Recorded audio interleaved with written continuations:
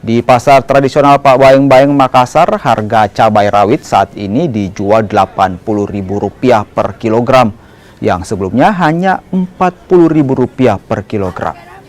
Selain cabai, harga jeruk nipis juga naik signifikan, yang sebelumnya Rp8.000 per kilogram, kini naik menjadi Rp18.000 per kilogram.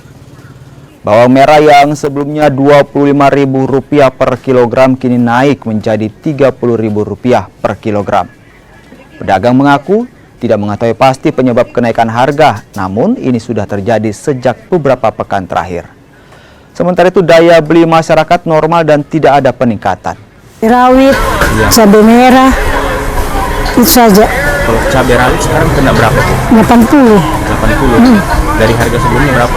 50, 40. 40. Kalau cabai rawit? Cabai rawit harga 50, 60. Sekarang 80. 80. Itu sejak kapan tuh mulai kenaikan? Sudah ada 2 minggu kayaknya. Itu kenapa? Karena pasokan kurang atau seperti apa? Saya juga kurang tahu. Cuma tiba-tiba naik. Iya, Nanti kalau peminat pembeli bagaimana? biasa seperti biasa. Selain itu apa lagi yang naik? Nah, jeruk nipis. Ya, itu berapa sekarang? Sekarang 18, 20. 20. Dulu? Dulu 10.000, 8.000. Selain itu apa?